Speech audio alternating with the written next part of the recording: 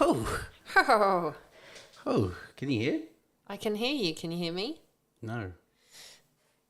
Welcome, everyone. We're just getting ready for our podcast. How's everyone been? Kebrasca's just checking on his audio. Hello. Hello, you're here. Can you hear me? I can hear you. Oh, good. I'm glad. And I can talk your ear off. I can hear me now. You can hear you? Good. It's always good to have your mic on when you're doing a podcast, isn't I'm it? back. Yeah. Thanks for the tea, buddy. Oh, thanks. What are we drinking? Cheers. Cheers. Oh, this is peppermint. Lemongrass. No, it's not even peppermint. Lemongrass and ginger. It's actually lemongrass and ginger. It's pretty Very good. nice. Cheers. Herbal. Cheers. Oh. It's very good. It's very good. It's actually good. It's good. It's very good. What am I trying to say here? Anyway, good afternoon. Welcome to Creative Talk Podcast. It's been a minute since we've been back here. We have been extremely busy, and apologies for not actually telling anyone we were doing anything, and we've just been away. Where have we been? Well, where do we start? We have been growing ourselves as healers in modalities. We have been filming for our clients, which we'll be talking about today, in New Zealand, and audio brand JBL, which you can see on the screen here. And we've been creating content, and we've been busy. We've been busy doing life, haven't we? Well, life is always lifing. We've been lifing. Definitely been lifing. So let's have a chat about the netball shoot with JBL and Silver Ferns. You're just going to get right into it without saying anything, eh? You're just going to just get on into it. Okay, then. What have you been? What have you been up to? Well, that's what I was just going to say. That's what we've been up to work-wise.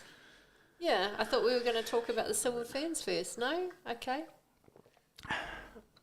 Anyway, she doesn't want to talk about what else she's been up to. She just No, wants to I've talk got it about... written down. Oh, that That's makes it the official. sequence. Cool. Okay. Well, where you go. Somebody wasn't listening. We were going to talk about this. What did you go? You go. No, I'm not talking. I'm drinking tea. Okay, then. You talk. Yes, so as you can see on the screen, we've got we were away in New Zealand doing a video shoot and a photo shoot for our client JBR, which is an audio brand. And we filmed with the Silver Ferns because they sponsor the Silver Ferns. And one of those, actually the person in the middle in that shoot, in that photo, her name is Mila. She was at the shoot. She was very animated and fun. Yes, we had she was one of three that we got to spend some time with. And if you've never shot with a real international team, and if you don't know who the Silver Ferns are, you've kind of been living under a rock. They're probably one of the most successful netball team in New Zealand, who takes on the Australian teams, the English teams, everyone all over the world. Yeah, they're our national team. The international team. Yeah. And thankfully, we got to spend some time with them because our client sponsors them as an audio partner to actually make some content. Yes. So where were we? We were in Auckland, New Zealand. But where? What was that place called? St. John's. St. John's, at the netball centre. It's like it is a netball centre. Yeah. Yeah. It's like full of courts, indoor and outdoor, and they play all different types of netball there. Did you know? Did you know there's such a thing as walking netball?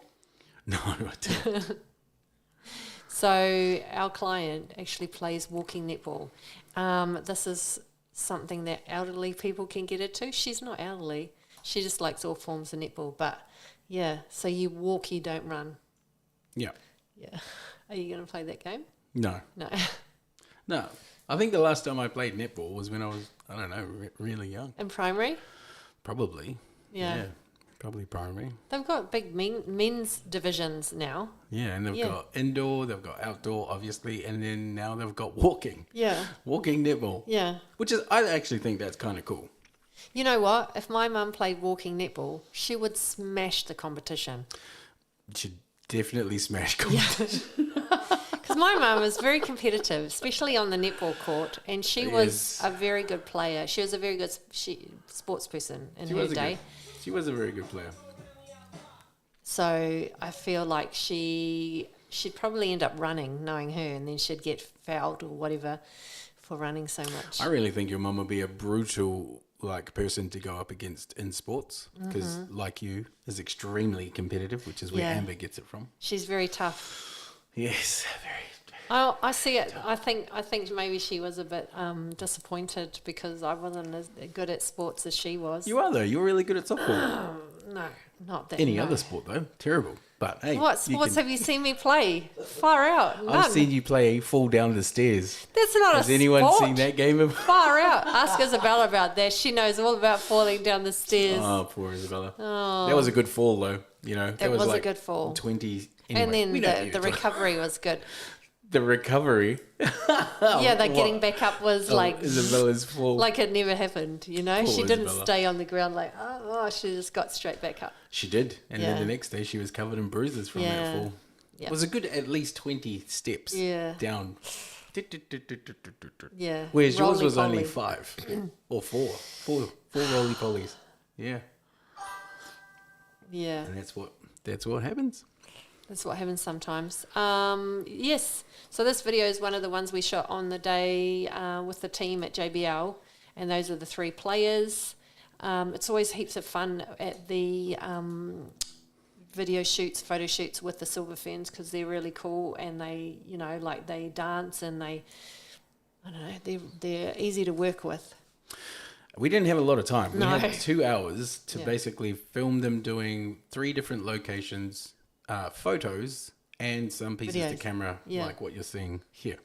All of it was kind of done with both the JBL team and our team to try to bring it to life, make it look like a cool sponsor. And we're pretty grateful to be working with the girls. They are super, super talented, not just as sports people, but as women in general representing the sport globally. I think they're just amazing. I had heaps of fun. Even though it was only 2 hours, it was like it was awesome. Yes, and it was good this year we got 2 hours. Last year I had to do it in 1 hour.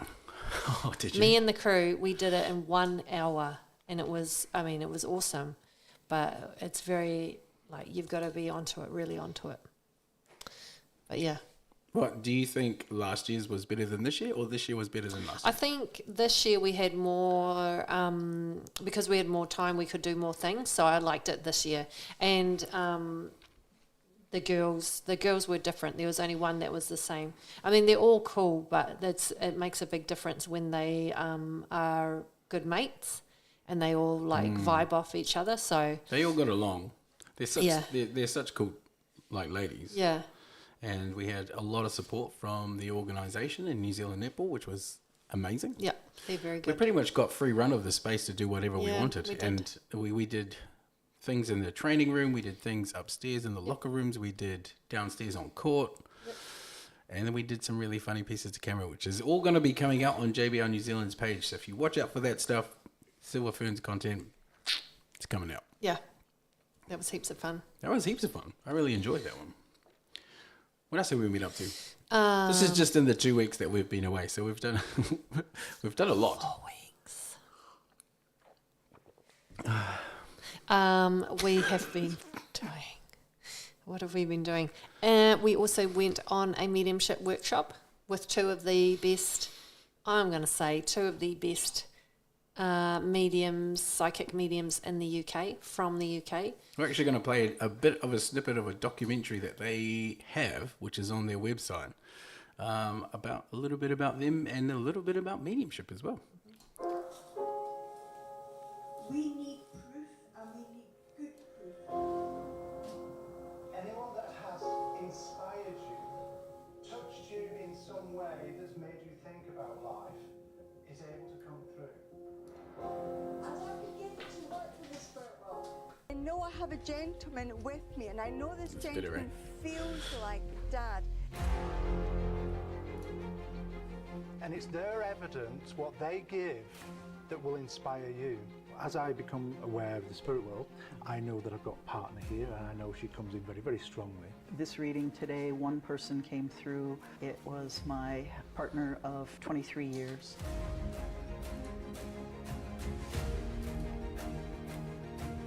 As I move my mind to the spirit world, I am aware of a young girl here in the spirit world, to come up with something from 30 years ago just like blew my mind. We believe once we hold and be in the essence of that communicator, we let them speak, we let them come forward.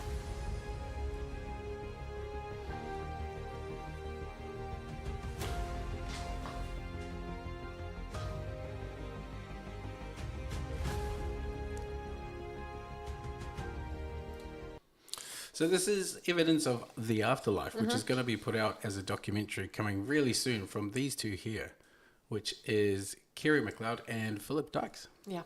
So we spent the weekend over 3 consecutive days of actually working with them and them mentoring us on mediumship and how we can actually improve our skills and abilities on being able to talk with those who have actually passed over.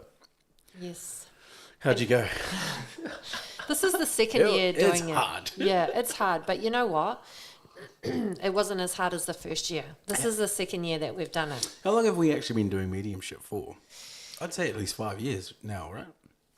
Yeah, around about that. Or maybe 6. I think this might be our 6th. Oh, I think I did one less year than you. Yes, because I 1 year started a year less than before. you, but now, yeah. Yeah. The first day is kind of the foundations of setting in place psychic. So you do a whole day of psychic. What does that mean? So a psychic connection is when you get messages from the person that you are sitting in front of, which is the person who is the sitter or recipient. So, for example, if I did a psychic reading with Kebrasca, I would bring through things talking about his current life and things that are happening in relationships, whatever, job, and then things that could happen I see coming for him in the future. So that's a psychic reading. It's a reading where you do it with a person that is alive. And you also don't, when you do psychic, you don't know anything about the other person. Yeah, so I wouldn't do a reading on him because I know too many things about him. We didn't actually work together at all. No, over those they 3 days. never pair us up. No. And because we're sick of each other. Because we want to go with other people and learn about them. A lot. No. Psychic is really interesting. I love working You're in very psychic. good. Oh, thank you. Yeah, you are a very good psychic. It's been a long time coming, over a decade it feels like. Probably longer, to be honest. But I like psychic because you will get, when you connect with someone and it's done energetically, when you connect with someone energetically, people don't actually know how much energy they give off, which gives you a telltale sign of what stresses they've been going through, how their relationships are, what health problems they've gone through, and then, more importantly, the people who love them, who they've lost, and the grief that they've gone through. All of those energies, for me, now come through the psychic side of things. A real interesting thing was yesterday I was in a sauna with a gentleman who had lost his son, and psychically, which I'm not supposed to tap into people, but the connection with his son who had passed over was so strong that I was almost going to give him a reading. A psychic reading or mediumship reading? Well, it started as psychic. That's Yeah. the funny part, is it started as psychic. I was getting all these things around a gentleman that was coming through, and he had this tattoo on his chest, which turned out to be his son. And it was very much a father-son relationship feeling that was coming through. So it was very interesting. So it started as a psychic. And we were talking for a while, me and this guy. And then, I was almost going to give him a reading with his son. I didn't, though, because there has to be a right way of doing things. Yeah. Would you say... So what's the difference between a psychic reading and a mediumship reading? Psychic readings when you're working with a person who is living. Alive? Yeah. And the mediumship is where you're working with someone who's passed. Yep. That's the biggest difference. Yeah, and you're kind of like the middleman. So you've got the person sitting here who's, say, their name is Roger, and they're alive and they want to talk to their wife who's passed away. And so you kind of act between as the go-between between the spirit, the wife, and Roger. So then you'll bring messages from Roger's wife and then give them to Roger. It's like having a 3-way conversation, really. Yeah. You have to, and what we keep learning is it's about blending with multiple things at the multiple times and managing it properly. Yeah. Which we're still very much learning. We're definitely not experts like Phil and Kerry, who are incredible, absolutely incredible. And they Yes. took us on this amazing journey over the 3 days with their workshop. And it, as Amber was saying, it is the second time we've worked with them. And they're a husband and wife couple like us as well. And they've been together for a long time like us as well. Yeah. And there's a lot of funny things that come out because they're husband and wife. It reminds Amber and I of Amber and I. It does. I really like working with them because they have a good sense of humour. Oh, because yeah, totally. and they're really easy to work with, and they're not those types of, because there's some other teachers that can be quite harsh and like really hard to work with, and but these guys are very open, and they guide you, and like they're not easy, like they're not going to give you all the answers. Oh, it's work. They're going to push you, but It's they work. know that you can do it. Yeah. So I really like working with them, and they're very funny. They've got great sense of humour. Yeah. And their humour is very different. They're not Yeah. the same because they're both from different spaces. So, yeah, it's very, very different. Yeah. We've but got a notification, but I don't know what's happening. Like, I can't see any Where is it? questions or anything going up. Oh, sorry if we haven't seen your question.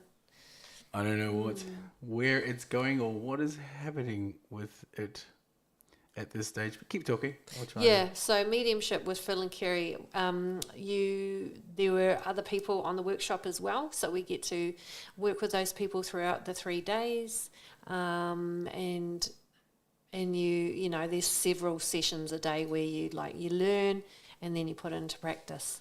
So it's none of this textbook stuff. It's actually like real world learning, and we had some really interesting readings. What was your favourite reading that you had over that period? My one was with a gentleman who it was his first time coming to the course and working with Phil and Kerry, but he was an architect, so he was like a designer. He had his own business. Oh yes, yeah. And mediumship and talking to spirits was completely like not in his world. Yeah. But he's really good at it. Yeah. And then we did a connection working together, and I actually got someone who passed over for him and also his dog Wow. who had passed away. And then the dog was literally running around him and being all excited That's so cool. and trying to show me the relationship. And he showed me his bowl. He showed me where he liked to play. He showed me where his favorite like place to go. Yeah. And then you're describing all of this stuff back to the person so that they can confirm it for you. Otherwise, you don't know if what you're getting is accurate or not. And then he started tearing up and crying, and then he actually lost his dog and was super, super close to him. So he hadn't heard or had a reading with anyone that had brought through his animal Wow. before. So it's really powerful. That's an important point that you see, because a lot of people, some people who are skeptics don't believe in mediumship, and they don't understand what we're doing is real. So the way we work is called evidential mediumship. Yeah. I know where Amber's going with this whole thing, because she gets trolled on some of her mediumship on her social page. I get trolled because I run ads. It's real bad. I run ads on Facebook. And it's probably got the worst trolls of any platform. But that seems to be my market, because I'm getting I usually get the widows. Anyway, for some reason, people would like to pick apart and say, you're scamming people, you're delusional, you're an Scamming, effing blah, blah, blah, blah, blah. Even though she's done this for many years, Yeah. even though we've trained with people like Phil and Kerry and Nigel and a whole bunch of other teachers who are and have been doing this for many, many years, and even though the people who get the reading are giving you a testimonial Yeah. and backing you up, Yeah. there are still people out there that are like, you're a spammer. Yeah, and the way that, there is no way that we could be spamming or be scamming, because of the method we use, which is called evidential mediumship, where we have to get at least 3 pieces of evidence that show that person is the same person that the recipient or the client wants to talk to. So you would, and it's not just vague stuff like, he liked walking. Like, it's not there. It'll be stuff like he loved going down to the beach in the morning and picking up shells and skimming them in the water. It would be stuff like that. Somehow our chat has just decided to come to life. the Hey, chat's Kane, how are you, working. brother? Good to see you, my man. Keyboard Yes. warriors who Google and That's know it. everything. That is exactly right, Kane. That's like the worst lag ever, bro. It's like 20 minutes later we get to answer your question. Maybe ask us another one, and then when we It'll come finish, through in we 10 can minutes. answer that one too. Oh, funny. Hope Yeah. you've been well, bro. Thanks for stopping by, my man. Yeah, we've been away for a little bit, and so we're kind of just giving everyone an update on what we've been doing, and mediumship's a big part of the work that Amber and I do. I would say that it's probably the hardest modality to do out of tarot, psychic, energy work, healing people with hono or miri miri or Domi. Crystal dreaming. Crystal dreaming, which you do. Yeah. It is. You know why it's the hardest? Because you never know what you're going to get. But you never know in any of them. Like you No, never, you but don't like it's. I feel like it leaves you open Vulnerable. it leaves you vulnerable. Oh, here's the thank you, messages brother. coming in thick and fast now. At least it's working. It's working. Thank you.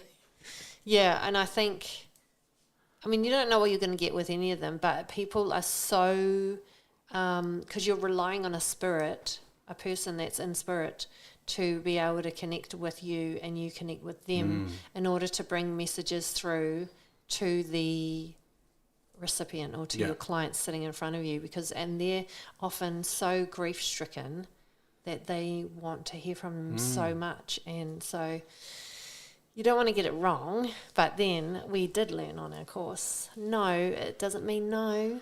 Yeah, It means new opportunity. I think in the mediumship space, I think getting things wrong, everyone goes, "Oh, you got it wrong. That means you're really bad and you're terrible at your job." And actually, what it is it's a new opportunity for you to clarify the information you're seeing, feeling, or getting, and you may completely get it in the wrong context.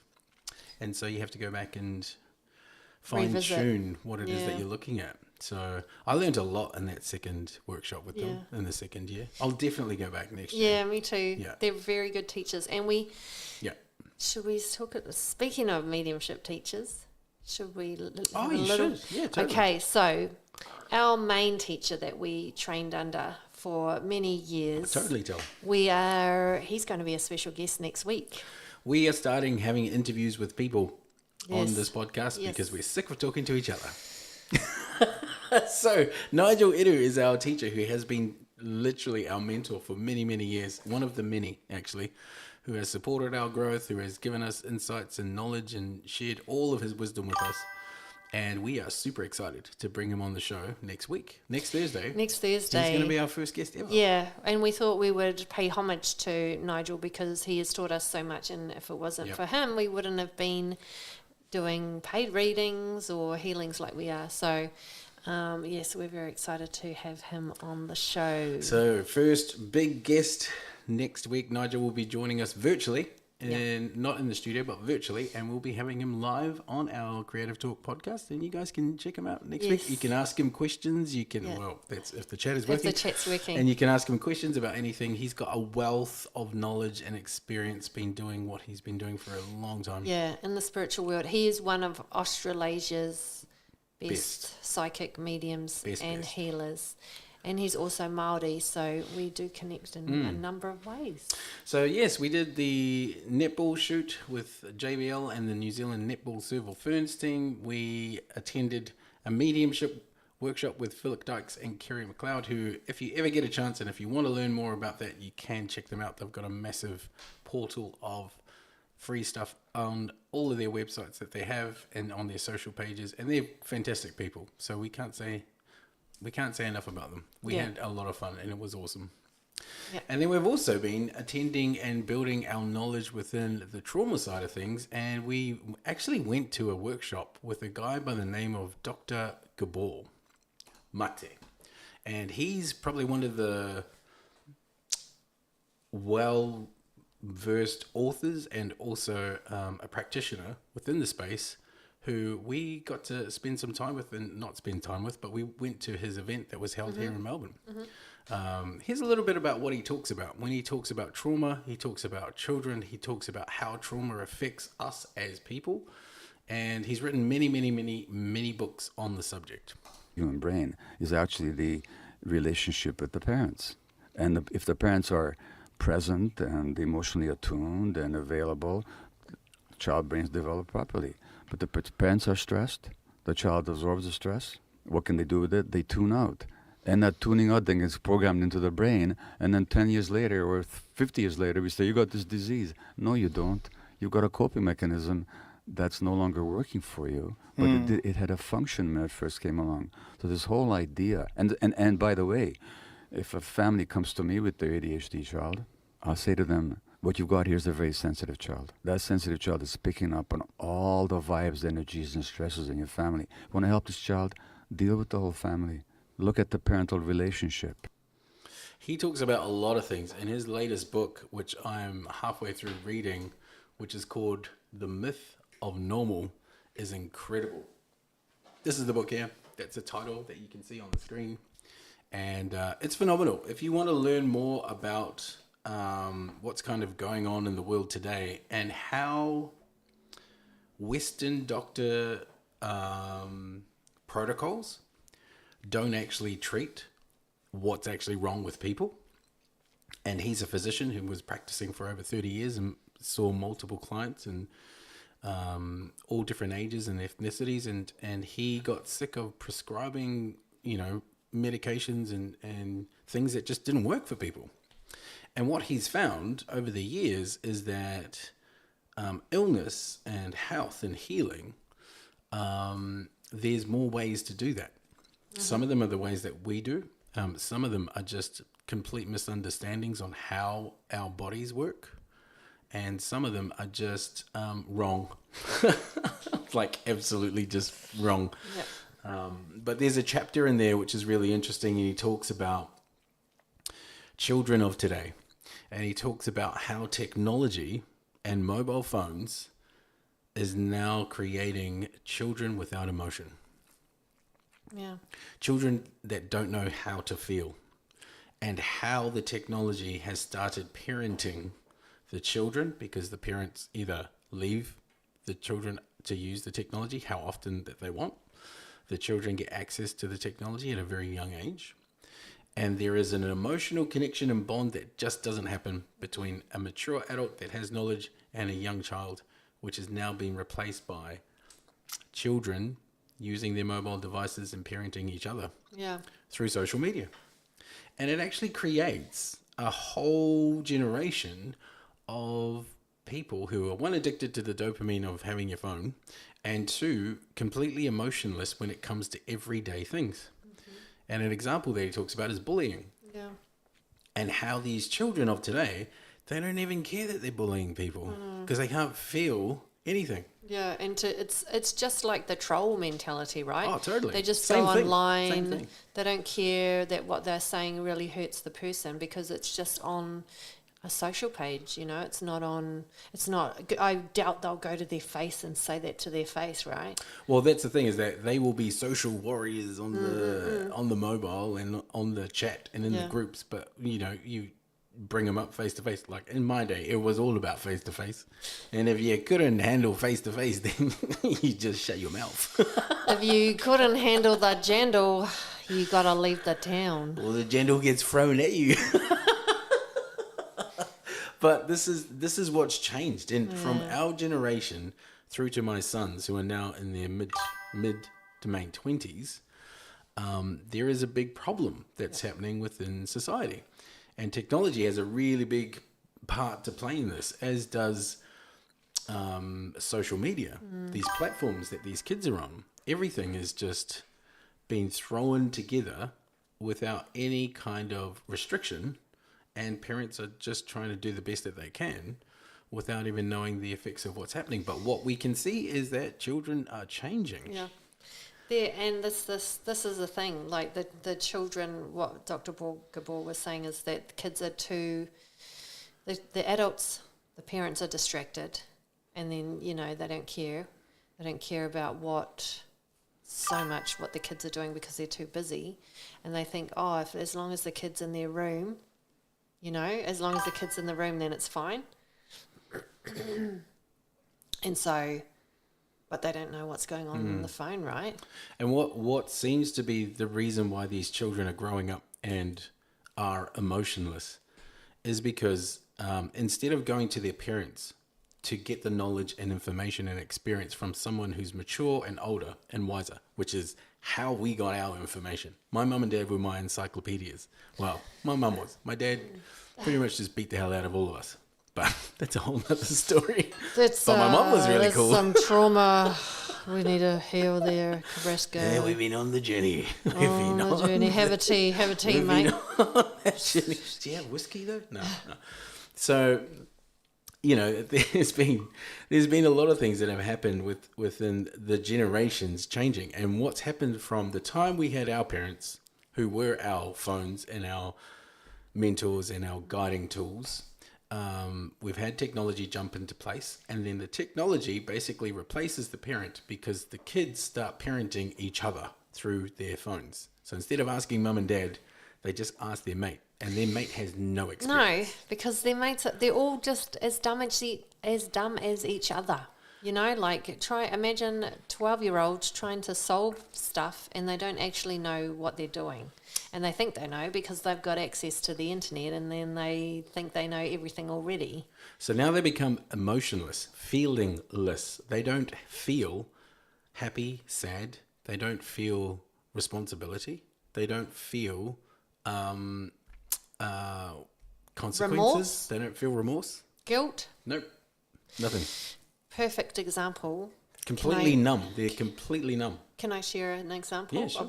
This has happened in real life with one of my friends and her son, who's he finished high school at the end of last year, and he was bullied, and he's did nothing wrong, and the girls that were bullying him spread heaps of lies, and then that was his ex-girlfriend doing that and her friends. You know, and it led him into a really bad space.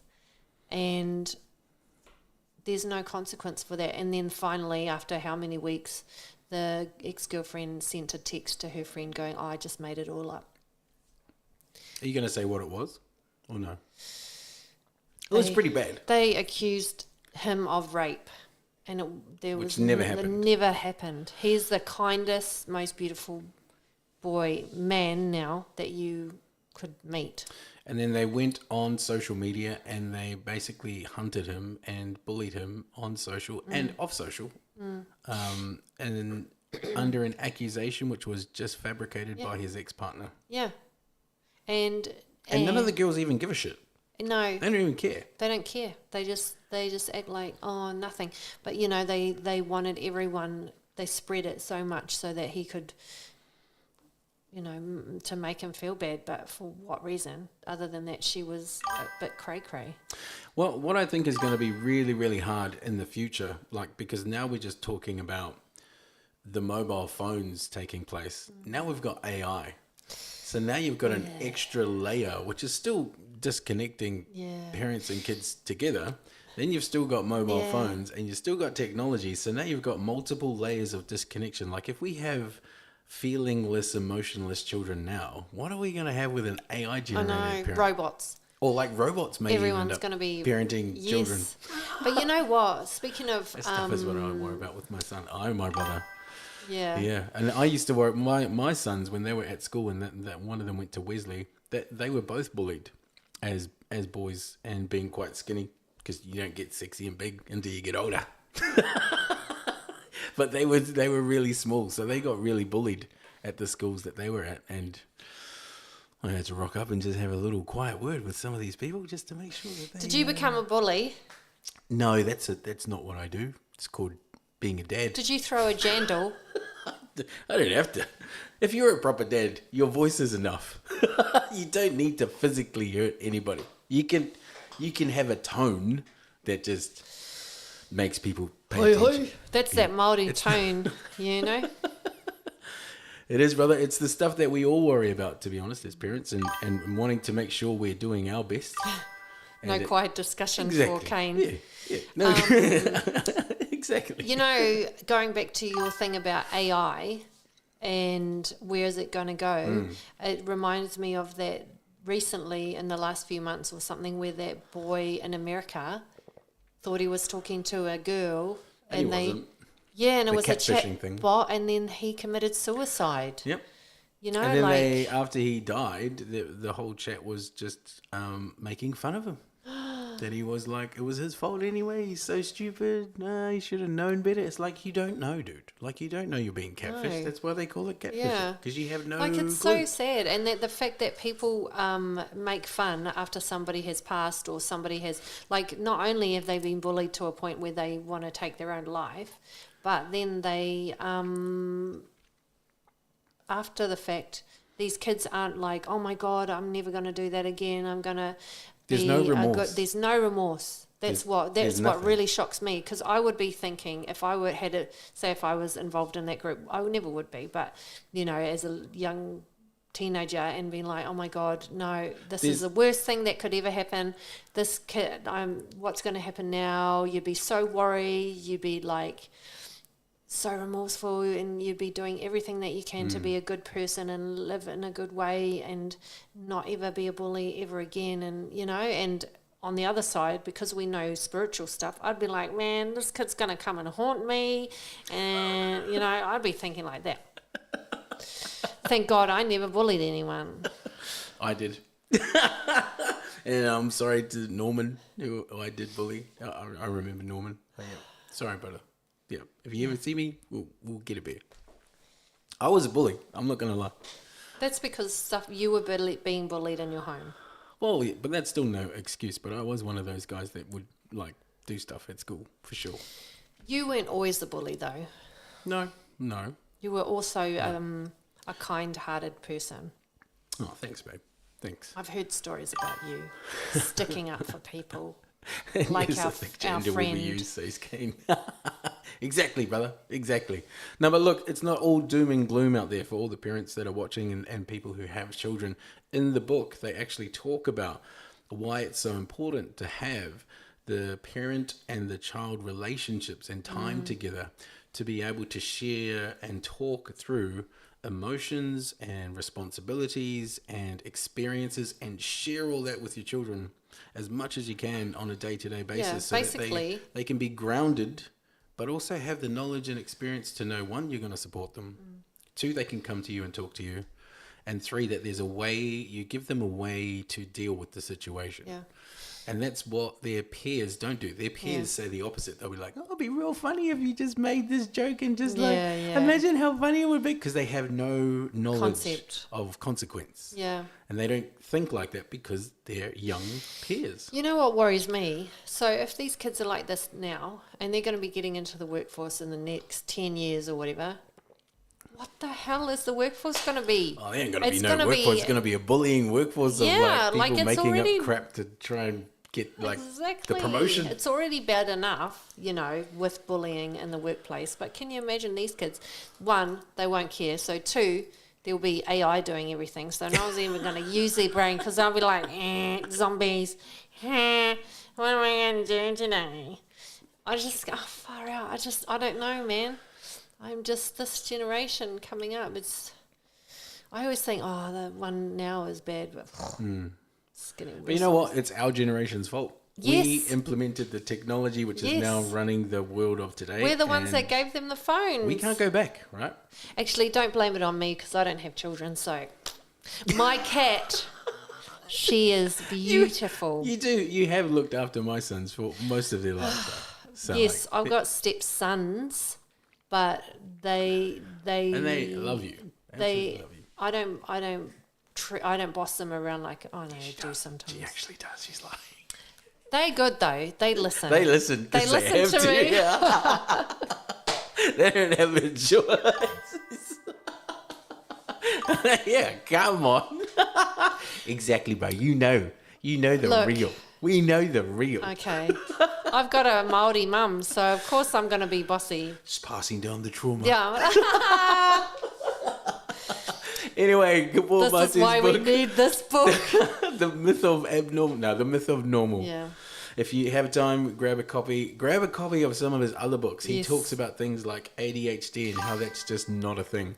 Anxiety and how to manage that. And really, the big thing that I'm realizing within the Western culture and how they're misdiagnosing people with problems is it all starts with stress in the home. And it starts from the day and the dates where the parents are having children and how much Even stress in the was womb. happening before the baby's even conceived. Yeah. It creates the child to grow and be formed in a specific way. And if the stress continues after the baby's come out, it's the stress of the family and family environment that really contributes to really bad health and trauma. You know what I It's feel? incredible to know. Like, I watched something today where the fact that things that we stress about are probably not even that big a deal. You know what I mean? Like, there are major stresses, yes, that people deal with. But there's shit like, Trump's tariffs. Don't even worry about them. oh, not even that. No, like, that's kind of big country-wise. But, like, things like, what colour shall I paint my nails today? Black or orange? Oh, my God, I can't make it. Like, that is not a stress. You know what I mean? So I think people need to kind of rein it in and be like, okay, is this something actually to worry about, or am I just being a dick?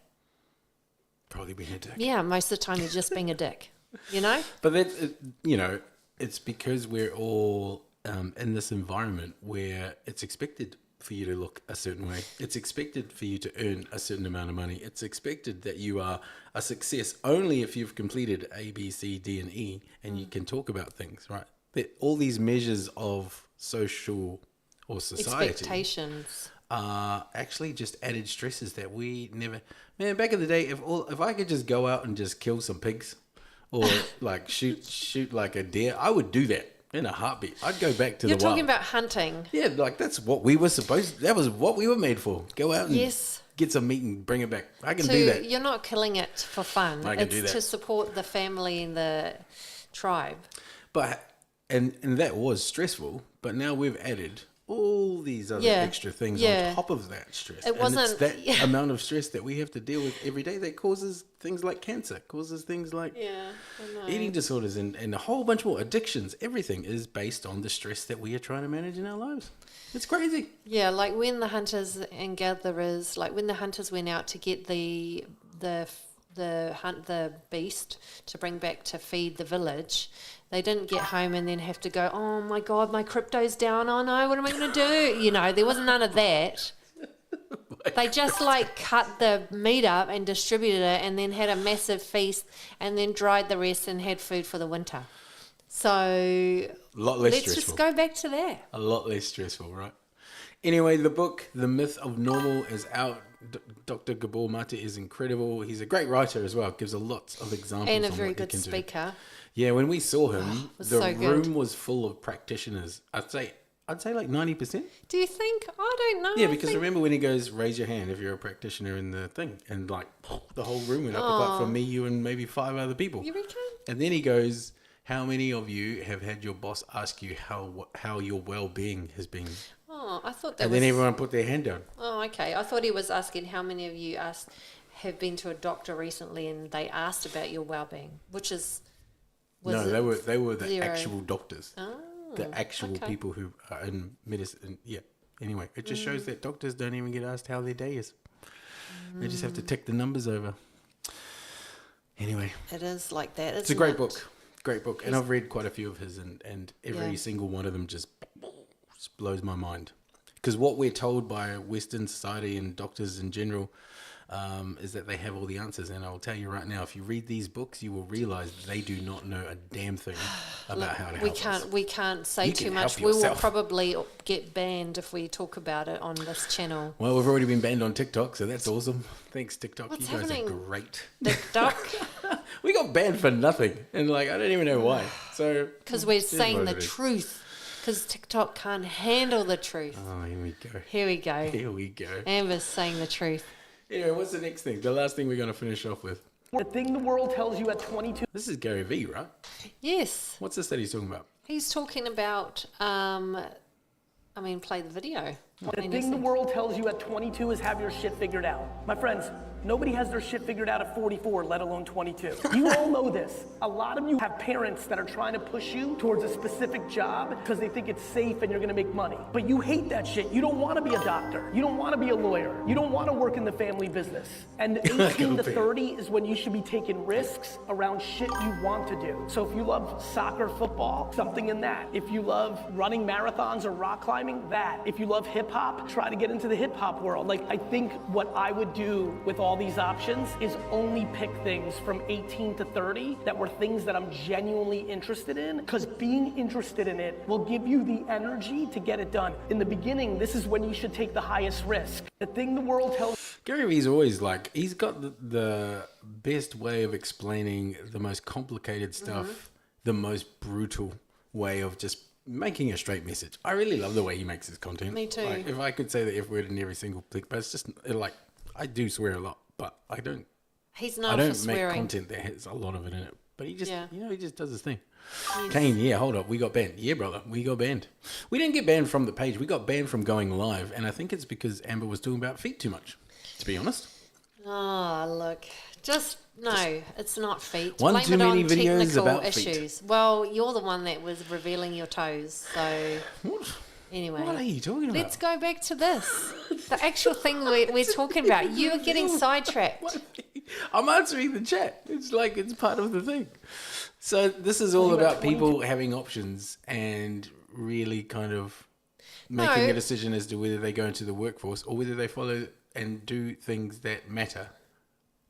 It's also about that pressure, when you're in high school and then you're supposed to decide then and there in high school what you're going to study at university. Like when you're 16, 17, you have no idea what you're going to be good at or what you're going to do for the rest of your life. So I think, and then parents put pressure on top of that. I left school at 16.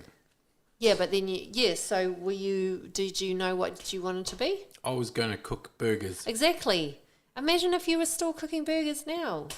I'd be pretty fucking good at it. Oh, unless you'd be really, really fat eating all the burgers. But no, that was like, I had no plan. I left school because me and school, we did not gel very well together at I all. know, but the normal person, like me, who's had parents were teachers, You they couldn't didn't. run away. No, but yeah, they didn't.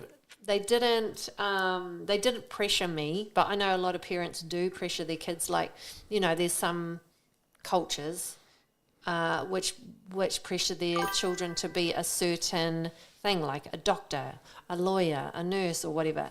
I wasn't pressured like that, but mine was I had to finish school. They wanted me to finish school. My dad said to me this. He was like, you have two options. You either, if you don't want to go to school, that's fine. But if you don't go to school, you're either going in the army and going to go shoot people, or you find a job. Yeah. I went straight to making burgers because literally I was in Waiuru at the time, which is in the middle of absolute nowhere in New Zealand. There were not a lot of job options there. Cooking burgers was it. And I was 16. You know so what? At like- least you went and got a job. And then I became DJ after that, which was like actually the best job. I loved it. I was a terrible DJ, but Yeah, I was going to say, what kind of DJ were you? Did this you is used way to play before ABBA? like CD DJs were actually a thing anyway. So it was like not a thing. If we do a watch party, we're gonna do yeah, brother. I'll bring the toe, but I won't show it because then you'll get banned. You don't want to get banned. Like trust. We're waiting for a decision from the gods of TikTok to come back and tell us whether we can talk about feet again. And we may get banned again because I've just mentioned the word feet. Stop it. Eat feet. Do you remember how they used to do that on Sesame And Street? Sesame Street, Like, then they would go, eat. feet. You're supposed to say No, it together. wait. No, Oh, you didn't watch it. Far you out. Don't know how No, it I know goes. this. 1, 2, 3, 4, 5, 6, 7, 8, 9, 10, 11, 12. 12. And for anyone Only if younger you're 60 than years old like us, you'll know 40, you what will that not is. know what the hell that was. Well, I'm 40. Amber's 60. Whatever.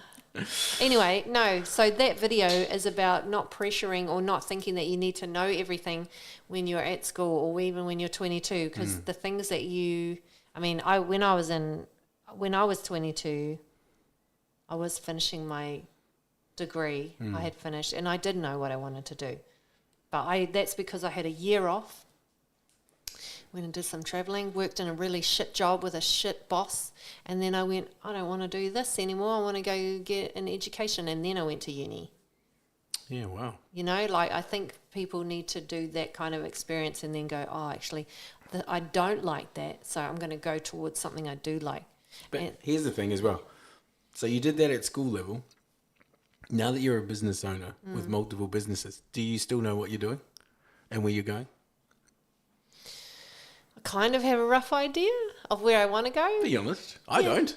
Oh, I have a rough idea of where I want to go. I know what we want to do. Yeah. Right? Yeah. I mean, it's still in the space that I always was interested in. It's in the creative space, right? Yeah, I was always interested in that. Like, even though I did radio and I was a copywriter in radio, which is very, very specific, I do get to do some of that every day, because I suppose now I'm doing my things like this podcast, and then I do write, although ChatGPT now is trying to take over the writing.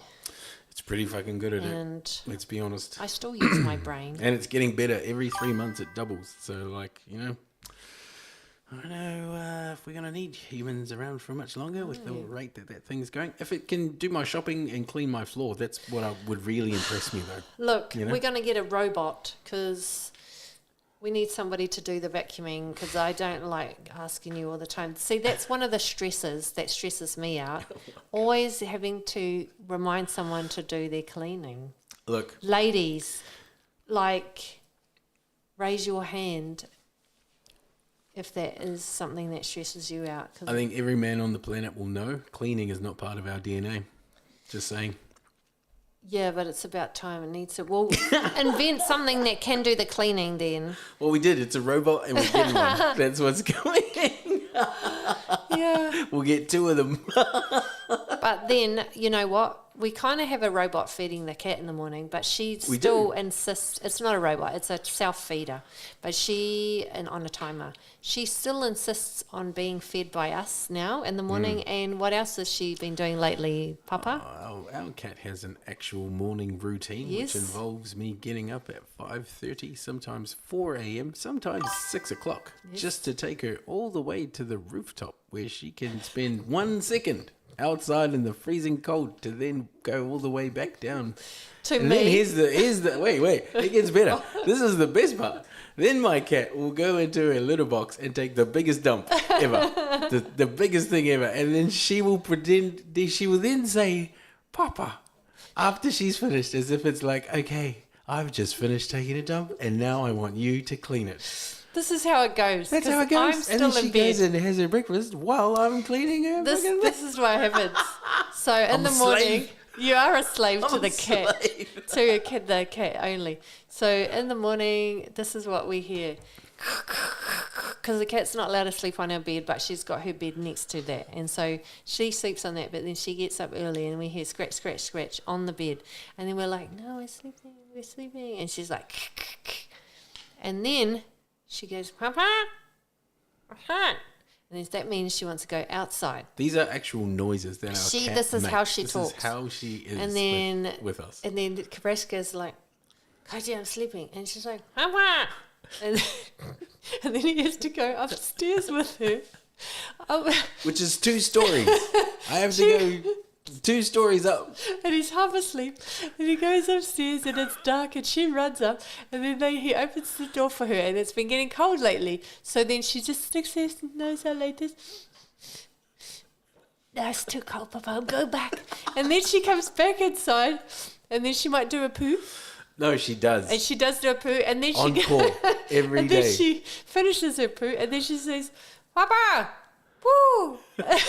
She totally does.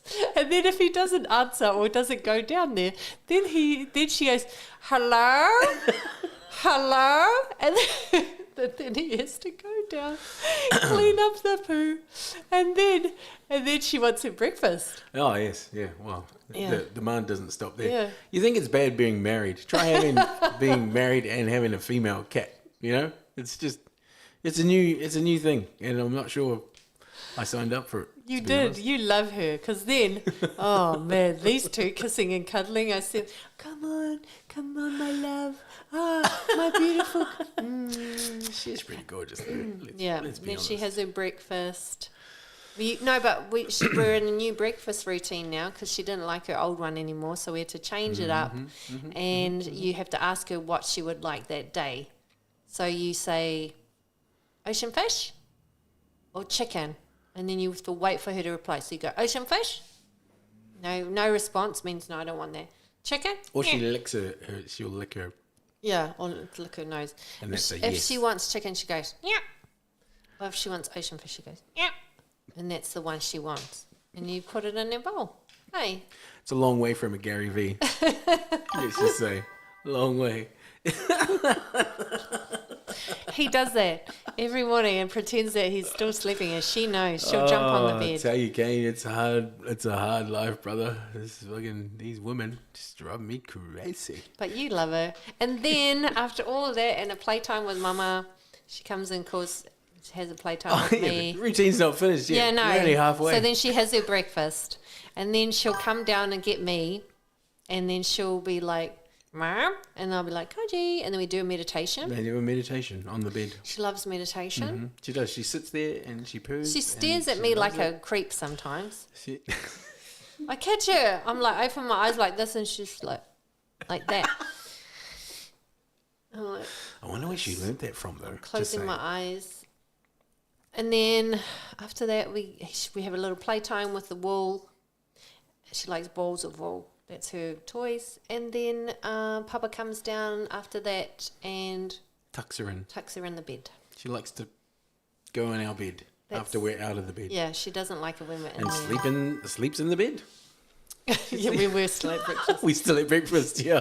Yeah, because That's just the morning routine. That's the morning routine every day. Yeah, that's what happens in our household. From 4 a.m. onwards, sometimes 6 o'clock onwards. I never know. I never know what's going to happen. Yeah. And that's what happens in our household until the afternoon when she comes True. and Very true. annoys me for her dinner. Anyway, that's what we've been up to.